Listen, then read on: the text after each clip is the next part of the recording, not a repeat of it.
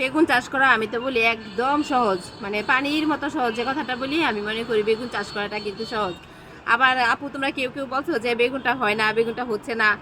মানে আমার এখানে আমার মনে হয় কি পরিমাণ চারা যে এমনি বের হচ্ছে, বেগুনের চারা বের হয়ে ওই গাছই আবার ফুল আসছে। আর এই যে এই গাছ 1 বছরের উপরে হয়ে গেছে, কোনো খাবার নাই। গত রোজার ঈদের পর থেকে এই গাছে কোনো খাবার নাই, তারপরেও কিন্তু কন্টিনিউ বেগুন নেওয়া যেতেছে।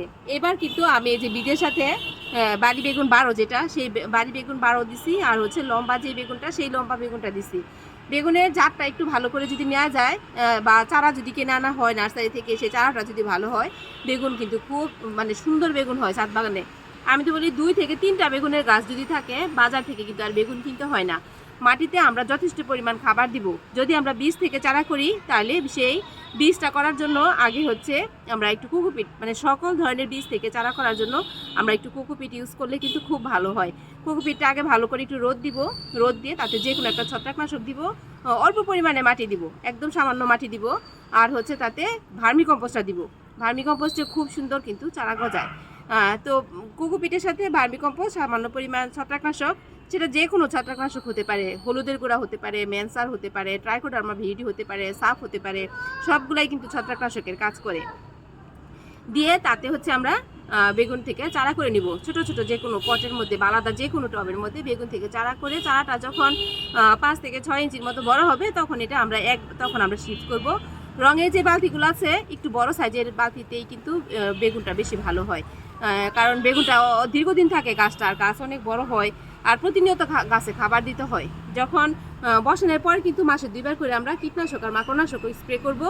আর এই মাটিতে যখন একটু ধরবে যে একটু বড় হয়ে গেছে গাছটা, প্রায় মানে 1 ফিট এরকম এরকম যখন বড় হয়ে যাবে, তখন থেকে কিন্তু আমরা প্রতি সপ্তাহে 1বার করে খাবার দিব, জৈব সার দিব, যে কোনো জৈব খাবার। আর শীতের মধ্যে তো আমরা দেখা যায় যে সর্ষে খোল ভিজানো পানি আছে, তবে এই জন্য কিন্তু প্রত্যেক সপ্তাহে আমরা সর্ষে খোল ভিজানো পানিটা শুধু দিব না।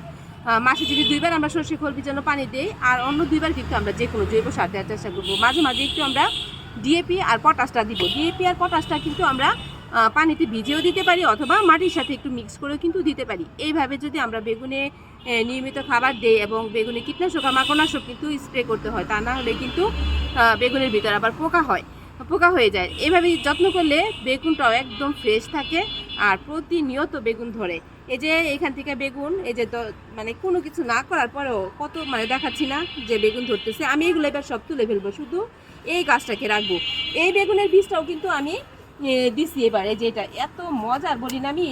এই বেগুনটা খুবই মজার একটা বেগুন। এটা আমি যে কাগজের মতো যে একটু করে দিছি আরেকটা, সেটা কিন্তু না, কাগজের মধ্যে হচ্ছে টমেটো, চেরি টমেটো ছিল, আর একটু ছোটো ছোটো দানার মতো যেটা বেগুনের বীজ। আমার বাগানের যে বীজ প্যাকেটটা, সেই প্যাকেটের ভিতরে কিন্তু এই বেগুনের বীজটাও ছিল, তার মধ্যে সাদা বেগুনটাও ছিল, মানে মিক্সড করা ছিল। এই যে সাদা বেগুন, সাদা বেগুনটা আসলে কি আমার কাছে দেখতেই সুন্দর লাগে, কিন্তু মানে খাইতে আমার কাছে তেমন একটা ভালো লাগে না। আমার কাছে মানে এর ভিতরে অনেক বিচি হয়, একদম বিচি ঘিরে ঘিরে, একদম কচি থাকলেই হচ্ছে তখন তুলে নিতে হয়। কিন্তু এই বেগুনটা কিন্তু খুব মজার, একদম বিচি কম হয়, খুব সুন্দর, ভালো লাগে। লম্বা বেগুনটাও দিছি, আবার বাড়ি বেগুন 12 যেটাও, সেটা কিন্তু একদম অনেক বড় বড় হয়, লাউয়ের মতো যে বড় হয় সেরকম কিন্তু বড় হয়। তো বেগুন গাছে কিন্তু একটু বেশি খাবারের প্রয়োজন হয়, আর আমরা কীটনাশক আর মাকড়নাশকটাও দিতে থাকবো, তাহলে কিন্তু বেগুন গাছ খুবই সুন্দর হবে।